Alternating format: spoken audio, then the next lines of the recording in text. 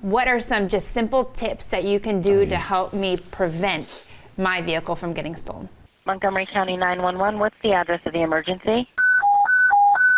Welcome to another episode of Voices of Service. Today's episode will be slightly different than normal. Today, Detective Sergeant Muollo of the Auto Crimes Enforcement Section, that you'll hear to us referred to as the ACES unit, is going to be joining the podcast from a remote location. Sergeant Muollo, thank you for joining us today. Thank you, Chief Frank, for having me. I'm really excited about this little different kind of mode we're doing, and really for our listeners, our viewers, the reason we're doing it this way is you're part of a plainclothes unit, right? Correct. So and Cassandra already referred to it as ACES. ACES. Mm-hmm. And we don't like acronyms here. So what does ACES stand for? Auto Crime Enforcement Section. Previously, the Centralized Auto Theft Section, but it has since been reformed and renamed. Very good. Very good. So what do you guys deal with? Well, obviously in the title, our primary focus is on auto thefts because of the amount that we have in the county. However, we do deal with other auto crime related incidents on top of auto theft. And we also try to provide education to the public and also to other officers on the department. So you're the supervisor, correct? Correct. And what is it like to be the supervisor of, my understanding, a brand new unit? It's very exciting. It's very exciting. We're now part of the Major Crimes Division, so we get to work with a lot of great detectives from our homicide section, our robbery section, cold case, and fugitive. And just putting together this new unit was very exciting. If you want, I can give you a little background of what we have. Montgomery County had an auto theft unit for about 25 years. And in 2021, obviously the nation was going through a lot of different issues. Mm-hmm. And our department was forced to make some difficult decisions. And at that time, our centralized auto theft section was essentially disbanded.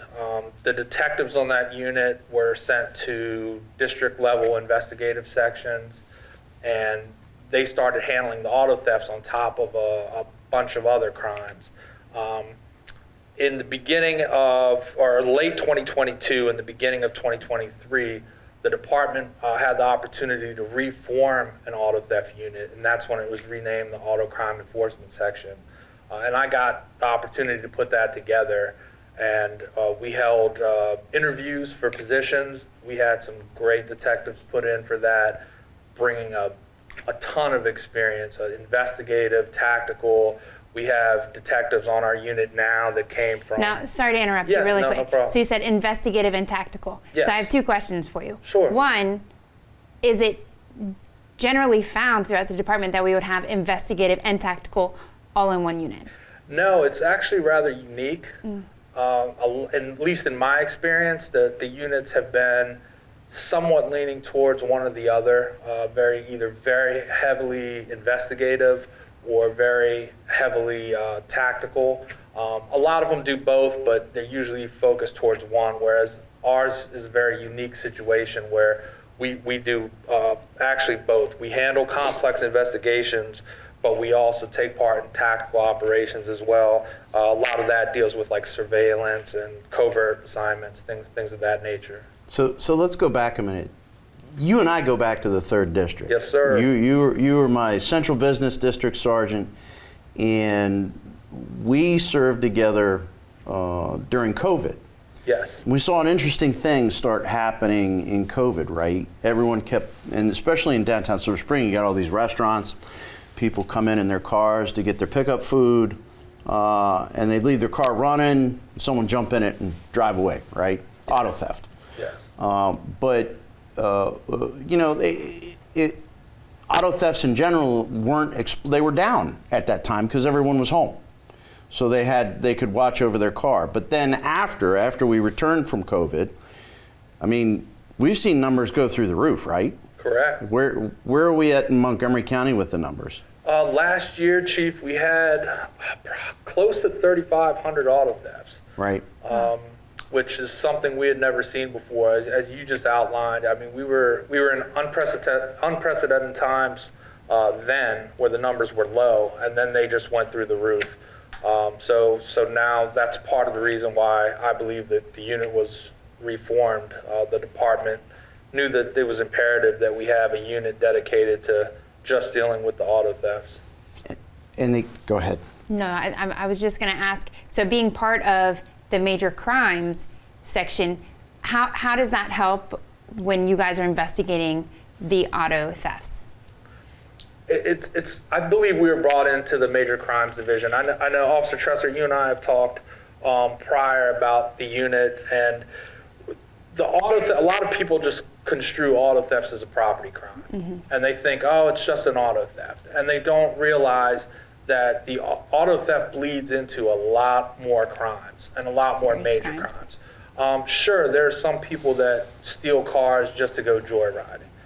However, what we see in more instances is people stealing cars to commit bigger crimes. They're stealing a car because they want to go out and do a robbery. They're stealing a car because they don't want to use their personal car to go do a burglary, even homicide, things like that. It bleeds into the carjacking. Carjackings may be handled by our robbery section. However, the suspect in the carjacking may be the same suspect that we're dealing with in the auto theft. So all these investigations kind of bleed into one, and that's why we're all up there in the same division, so that we can coordinate and share information on these crimes. Yeah, I think that can't be understated, that connection, because back when I was a patrol officer, people would steal cars. There were mainly joyrides, right, kids. But as you said, what we're seeing now are we have, especially among young folks, stealing these cars and then going and committing other violent crimes. So I think being in major crimes, and Captain Gagan, he's a taskmaster, right? Yes, he's great. He's great. He's the glue that keeps it all together up there and coordinates everything for us. And he's just been phenomenal. And he's writing your rating, right? Yes, that's why I'm saying this. Okay, thank you. I just want to ask, what are some of the challenges that you run into in your investigations with the stolen vehicles? Oh, that's a good question.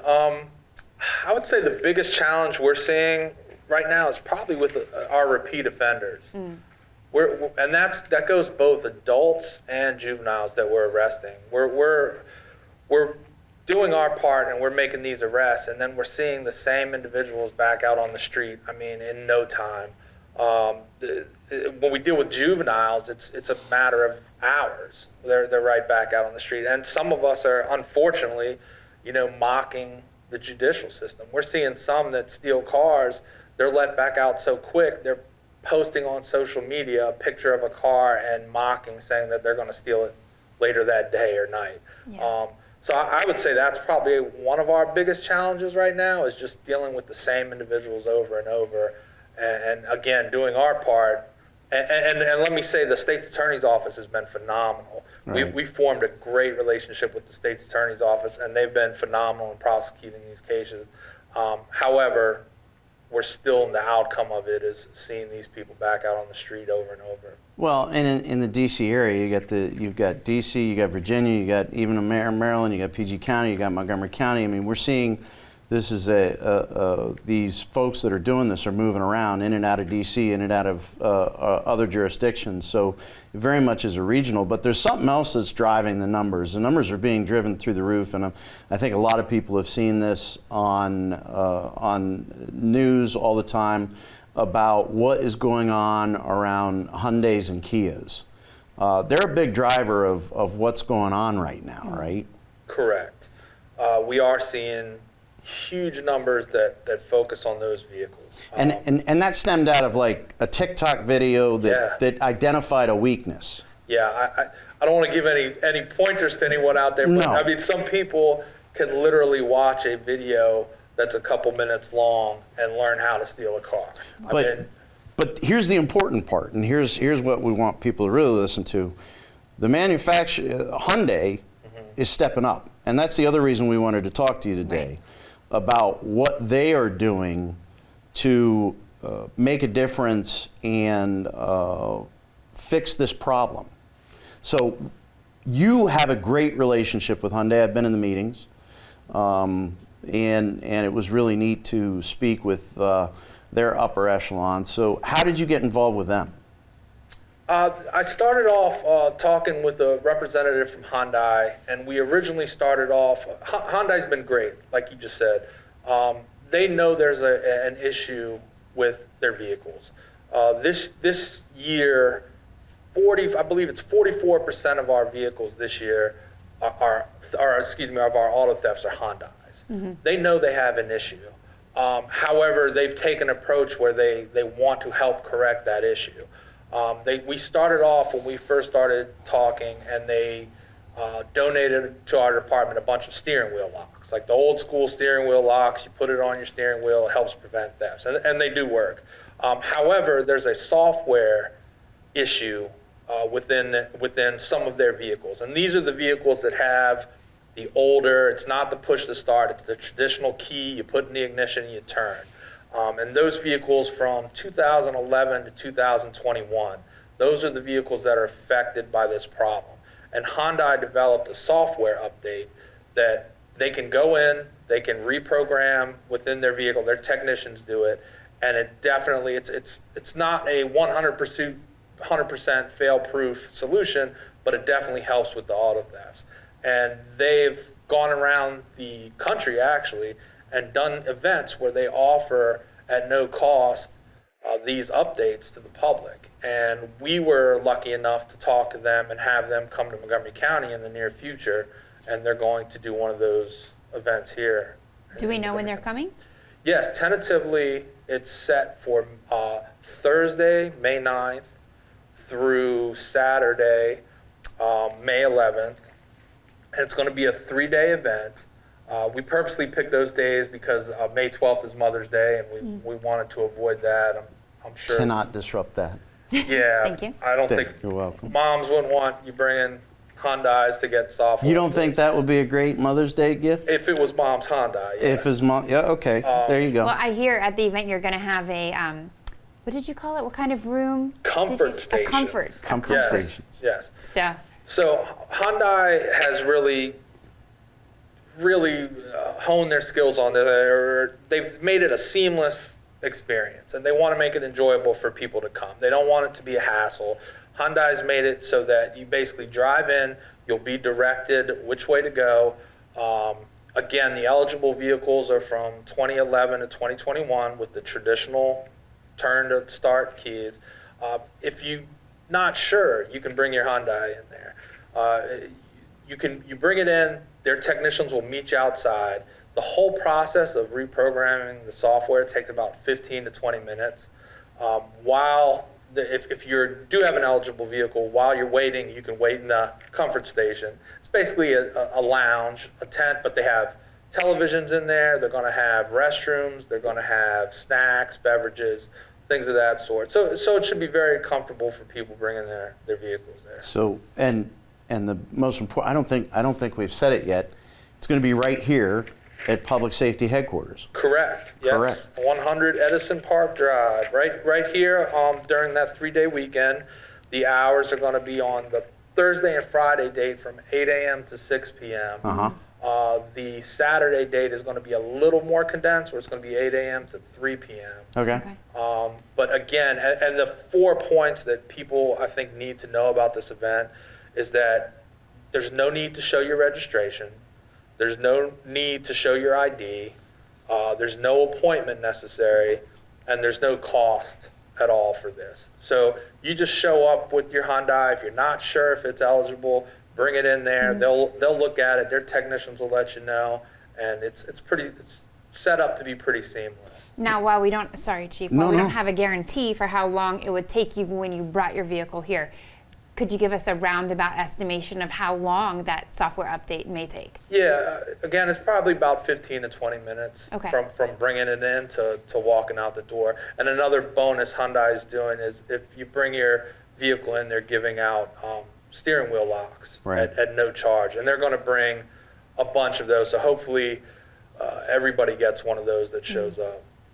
So you were going right where I was going with how long it takes, but this is kind of a big deal. Like they put a ton of effort into these events. It's a traveling road show. These people have been on the road for months now. People can go get this service at their Hyundai dealer, right? Correct. The only difference is then I'm assuming they would have to make an appointment. They would have to make an appointment. Right. There's not as much space. There's Right. not as much personnel. This is a dedicated event just for these updates. Yeah, and we need to get the word out. We've been doing stuff. The department's has been doing some stuff, getting the word out on prevention, on getting these cars reprogrammed. And so we want all of our listeners and viewers to do the same thing. If you know someone with a Hyundai and they haven't mentioned to you, or maybe you just mentioned to them real quick, I know a couple people with them. I'm going to say, hey, you better check your dates. You better make sure, do you have a key that goes in it, or do you have push button? Figure it out so really ultimately what we want is our residents to come home from work at night and have their car in the driveway and wake up the next day with their car in the driveway. Still there. And this event gets the job done, Exactly. hopefully. Yes. We want to try and get, what do you think? 2,000 cars through? As many as can come in and bring their cars in. I know Hyundai is willing to. I've talked to them, and they're willing to take them. So as many as they can get through that during that 3-day span. Now I want to be clear. You're not going to be there because right now we have you in a super secret location, and you're not going to be at the event on May 9th, May 10th, and May 11th. I'll be there. You just won't see me, Chief. I'm going to be hiding from you somewhere. Did you get that super secret cloak finally? Yes. Okay. Yes, I got it. Thank you. You're quite For welcome. proof- If it for helps that. you stop auto thefts, we're more than happy to do it. Appreciate that. We're having a little bit of fun, but auto theft's a serious thing in Montgomery County. It's actually a serious thing. Actually, it's much worse in other jurisdictions. It is. We don't want to, we're not going to throw, everyone's trying as hard as they can. This is one of the great things about what you've done and what our Major Crimes Division is doing, getting Hyundai to come to our jurisdiction to put this show on, make it convenient for people to get reprogrammed. So very important work that you all are doing. I just have one last question for you. So if you don't have a Hyundai, what are some just simple tips that you can do to help me prevent my vehicle from getting stolen? Sure. A lot of simple measures can help. Just make sure you lock your doors. People don't think about that, and they might go into their house and just, it doesn't even cross their mind, but lock your vehicle. Park in a well-lit area if possible. Those steering wheel locks I talked about, they're not expensive, and people have been using them for years and they help. And then obviously make sure your vehicle is up to date on any software updates. Exactly what we're doing with this Hyundai event. So Awesome. I got two more because I pay attention in class, and because I have one. So I've got an old Jeep. I've got an alarm on it, a Viper alarm on it. I'm sorry, I don't know if I can name brands, but anyway, I've got an alarm on it, and every time the wind blows over 20 miles per hour, that thing chirps and lets people know that it's being watched. So you got that. But the other one that I was astonished by, that we've seen on a number of occasions, is the valet key, right? Don't leave your valet key in the car. We have people that do that. We actually have people that left their car keys in their car. And then the last one out, so this is an old school one, right, from way back in the day, but back when I was in patrol, we always got thefts from the 7-Eleven or some other place because people roll up, they jump out to go grab some coffee, and they leave their car running for whatever terrible reason. So don't do that either. No. Yeah. Would you agree? I would agree. I think, Chief, you and I saw that, as you mentioned earlier, firsthand when we worked in Silver Spring. That was a huge problem.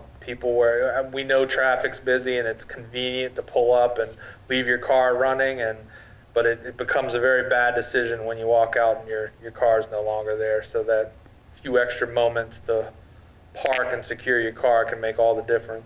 Yep. Very good. Well, Sarge, thank you for joining us. Thank you. Got to catch my flight. And thank you for joining us today on Voices of Service. Until next time, stay safe and stay connected.